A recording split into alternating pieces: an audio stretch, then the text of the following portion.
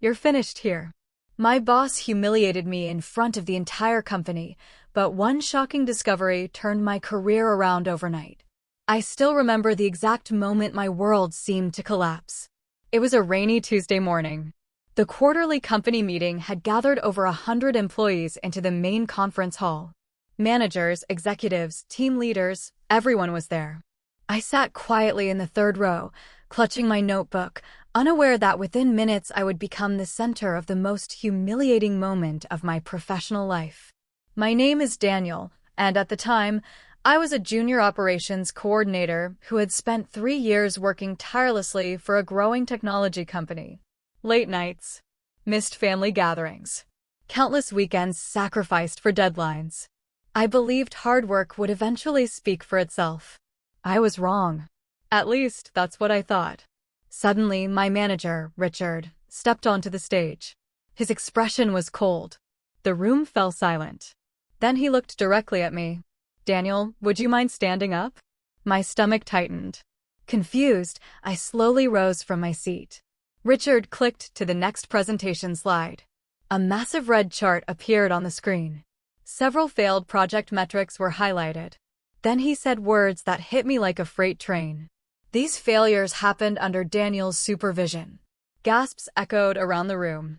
My heart nearly stopped. People turned to stare. Some whispered. Others shook their heads. I could feel my face burning. 3 projects delayed, Richard continued. Missed targets.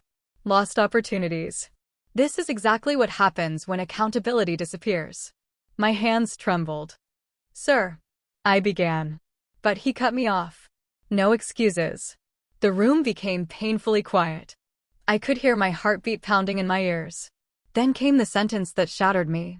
If this performance continues, Daniel may not have a future in this company. The silence afterward felt endless. A few employees lowered their eyes. Others stared openly.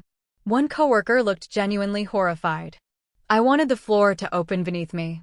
I sat down feeling completely broken. For the rest of the meeting, I barely heard a word. The humiliation was overwhelming.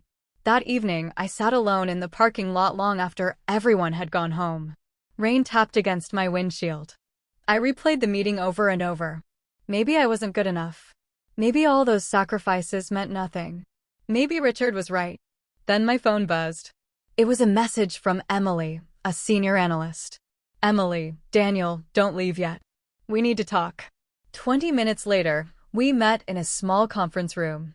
She closed the door. Her face looked serious. What I'm about to show you changes everything. My confusion deepened. Emily opened her laptop. Dozens of emails appeared. Project reports. Approval chains. Timeline records. My eyes widened. The delayed projects Richard blamed on me had something in common. Every critical decision had been delayed by management. Not by me. Not once. Not twice. Every single major bottleneck traced back to Richard's department. I stared at the screen. What is this? Emily took a deep breath. I've been collecting evidence for months. My heart raced. Why? Her answer stunned me. Because you're not the first person he's blamed. I froze. What? She nodded. 3 employees resigned before you. Their careers were damaged after public criticism. Richard shifted responsibility to protect himself. The room suddenly felt smaller. The humiliation. The accusations. The public attack. None of it had been what it seemed. For the first time since the meeting, anger replaced despair. But I still faced a difficult choice. Fight back? Or stay silent? For 2 sleepless nights, I wrestled with the decision. I feared retaliation. I feared losing my job. I feared becoming known as the employee who challenged management. Then I remembered something my father once told me. Integrity means standing up even when your voice shakes. The following week, an executive review meeting was scheduled. Department heads. Senior leadership. The CEO. Everyone would be there. Emily and I prepared carefully. Every email. Every approval request. Every documented delay. Everything was organized. When the meeting began, Richard confidently presented his report. Then the CEO asked a simple question. Can anyone provide additional context? My heart pounded. This was it. I stood. The room immediately grew tense. Richard's confident smile disappeared. I walked to the front carrying a folder thick with documentation. My voice shook slightly, but I kept speaking. I'd like to clarify several points regarding those project delays. The next 20 minutes changed my life. One document after another revealed the truth. Approval delays. Ignored recommendations. Missed executive sign-offs. Everything was documented. Everything was undeniable. The atmosphere shifted dramatically. Executives exchanged stunned looks. Several leaders began flipping through the evidence. One vice president leaned forward. Another removed his glasses and reread a report. The CEO's expression hardened. Then came the moment no one expected. The CEO looked directly at Richard. "Is this information accurate?" Richard hesitated. For the first time since I'd known him, he looked nervous. There may be additional factors." The room exploded with questions. The narrative he had carefully built began collapsing in real time. Minutes later, the meeting ended abruptly. An internal investigation followed. The results shocked the company. Multiple incidents revealed a pattern of blame shifting and manipulation. Within weeks, Richard was removed from his leadership position. Employees who had remained silent finally came forward with similar experiences. But the biggest surprise was still waiting. 1 month later, the CEO called me into his office.